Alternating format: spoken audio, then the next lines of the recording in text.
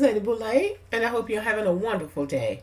Thank you for your support. Thank you for subscribing to the channel. Thank you for your thumbs up, for your comments, and thank you for sharing the videos. Thank you for all you do to support the channel. Today we're talking about white supremacy. White supremacy is being blamed by some black Americans for things that it's not responsible for. My last video was entitled, Why Black Women Are Seen as the Leaders in the Black Community. I got a lot of negative feedback from black men, either blaming the problems in the black community on white supremacy or blaming it on black women because white supremacy had pushed black women up to hate black men. Now, this 4th of July weekend, we've seen mass shootings in Baltimore, Philadelphia, Chicago, and probably other cities, because now it almost has to be 10 people before they even report it. These mass shootings in these large cities are done by black men. White supremacy is not making you pick up a gun and use your gun against a fellow black person instead of at least attempting to engage in conflict resolution. White supremacy is not responsible for the femicide rate in the black community. Black men deciding to end the lives of black women because of whatever issue or issues they have with those women. White supremacy is not responsible for that. White supremacy is not responsible for black men procreating with women regardless to their race, creating children that you know you don't want, and then abandoning them. White supremacy is not responsible for that. White supremacy is not responsible for you graduating from high school, reading on a 4th grade level, and doing math on a 5th grade level. There was a time when white supremacy was responsible for black children not getting a quality education. But in today's world, there are standards in public education in America. The teachers have to be certified and highly qualified, and they have to go back for professional training yearly. So they have to stay abreast of best practices in education. So if you are not performing on grade level in each grade that you pass through, there are several places for you to place the blame before you get to white supremacy. White supremacy was in full effect from the day we hit the shores of North America. It was present then and it's present now. But we are intellectual beings with a mind of our own. We know what is good and we know what is bad. We know what is wrong and we know what is right. And as a black person in a system of white supremacy, you have to make decisions almost on a daily basis. You have to make a decision about whether you're going to do something or not do something. You're going to have to make a decision about whether something is detrimental to your health or not detrimental to your health. We are not in a position in North America where we can just do willy-nilly. I'm going to do what I want to do. You take that attitude and you are in the clutches of white supremacy. Now, what does it mean to be in the clutches of white supremacy? Well, let's see. Incarceration, bankruptcy, foreclosure, just little things that we worry about. Child support, ruined credit. It's a whole lot of things that can happen to you if you get on white supremacist's radar. So white supremacy is always in the background. But if you are thinking your way through life, you can avoid a lot of the pitfalls of white supremacy. But you can't let your guard down. That's the thing. You can't get caught up in a trap that they've already set for you, like trying to sell drugs. That's a trap. Calling the part of the projects you live in your turf, and then threatening other people and ending other people's lives because they come on your turf. That's a trap for you, because that's going to end you up in jail. And in some cases, capital punishment, which means that black people won't have to put you to death. The state will. Messing around with these white women. And that's going to end badly most of the time for a black man, if not landing him in jail or in the grave. For years and years and years, black men were getting babies by black women, and black women were going to the welfare department getting checks and projects, WIC and food stamps, and the black man sometimes didn't even enter in the picture. But once black men started messing around with these white women, this is not scientific, this is an observation. Once they started messing around with those white women, the courts started holding them accountable. And to this day, black men blame black women for putting them on child support when it was the white man that put your ass on child support.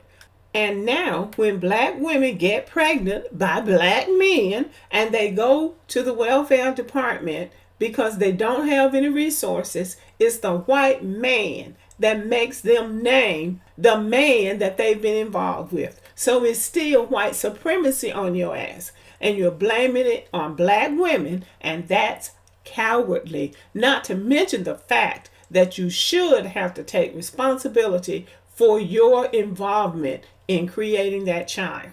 And it's also shameful that a white man, white supremacy, has to hold you accountable for your actions and make you responsible for what you did that you're blaming on black women and single mothers. And there's another thing that's being blamed on white supremacy that we should examine, and that's the idea that welfare put the black man out of the home. Now, this has been hotly discussed by Cynthia G and others because there is no rhyme or reason to black men saying that welfare took them out of their homes. I was brought up in the South back in the 60s. Our fathers were in our homes, and I don't know who was on welfare, but I don't ever remember hearing anybody saying that welfare had forced their husbands or their fathers out of their homes. Our fathers were in our homes and they were working, and that is the key word, working. Now let's be clear, we never, ever, ever compare a welfare check anywhere in this country with a check of a working man. There is not a welfare check anywhere in this country that pays more than what a working man can make in a month's time. So let's be clear. So when y'all start talking about welfare put the black man out of home, it's really true. Whoever said that, that's because you weren't working. Because if you're a working black man, your woman does not want a welfare check. She wants that check you bring home. So the only reason you got kicked out, if you got kicked out, was because you weren't bringing any money home. You weren't working. And the welfare shouldn't have to put you out. If you're laying up in that house not working, the woman should have put you out. As mature black American citizens, it is our responsibility to know when something in our community is our responsibility, and also to know when there is an outside influence coming into our community and doing things that are destructive to our people. But we do have to take responsibility for the things that we are responsible for. Anything else, and we're just accused of playing the victim. Now, if we're telling the truth about what happened, it's not playing the victim. But if we blame people outside of our community for the things inside our community that we are responsible for, then we are playing the victim. For instance, white supremacy is responsible for getting illegal substances, drugs, and so forth in the black communities. They're not responsible for black people taking the drugs. And all black people don't take the drugs. White supremacy might be responsible for guns getting into the black community, just as white supremacy is responsible for getting guns in all communities. White supremacy is not making you pick up a gun and take somebody's life instead of engaging in conflict resolution. Yes, white supremacy is responsible for some things in the black community, but white supremacy is not responsible for everything that goes wrong in the black community. Black men who really want to get ahead have to work their way through the ignorance of other black men. A black man can engage in the most innocent thing, like dating a woman that he likes because she might have a child, and then he's being called a simp. and a beta male by men who don't even have a woman. And if they're going to college, if they're trying to speak proper English, oh, you trying to be white, or you ain't down with the hood, or whatever it is they say. Just any little thing they can come up with to pick at other black men who are trying to get ahead. And these black men on social media, I mean, they will spend hours talking about another man's woman or another man's wife that's not even on the same level that they're on. They're not in the same social circle, but they're concerned about what this woman wears, and it may not be appropriate, but that wouldn't be your concern. You need to be trying to get your own house in order. Probably most of it is jealousy is what I would call it, but it's a problem in the black community. You haven't prepared anything for your life, and then you're going a life of crime, my turf, my territory. And then the white man comes and gets you and throws you in prison and makes you stay there for as long as he wants you to stay there. That's white supremacy. When you are operating against your community, you're working lockstep with white supremacy and call it what it is. It's not black women. It's not the simps. It's not the single moms. It's you working in lockstep with white supremacy. White supremacy has been given too prominent a role in black communities in the United States. And here's another thing. Africa is opening its doors to black Americans. And many black Americans are going and walking through to see what it has to offer. If this country is so awful, if black American women are so awful, if single black women are so much of a problem, if white supremacy is suffocating you, why not go to Africa and see what you can make out of your life over there? Or go to the Philippines. The next thing we hear is that they're taking advantage of you down there. But go and give it a shot.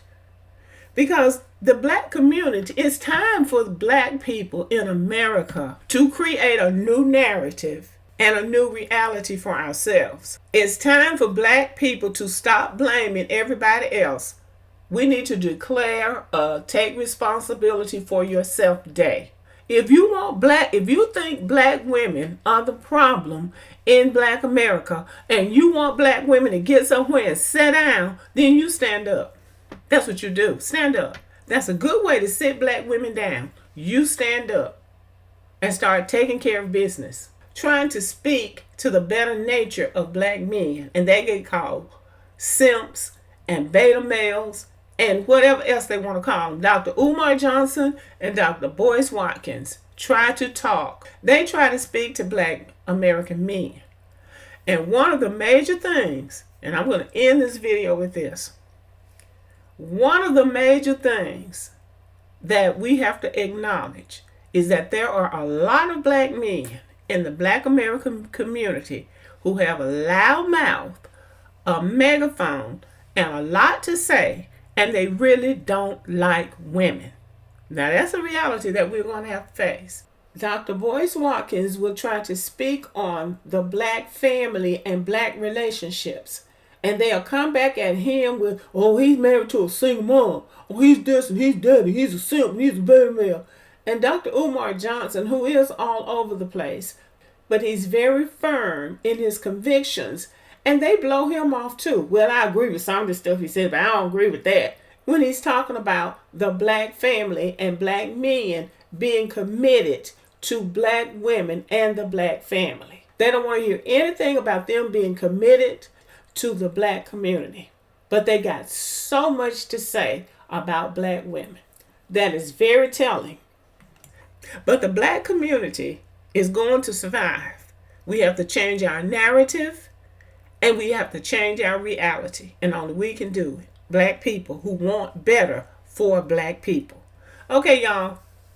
Thank you for listening. Let me know what you think about the video. Subscribe to the channel. Give me a thumbs up. Leave a comment. Share the video. And as always, have a great day.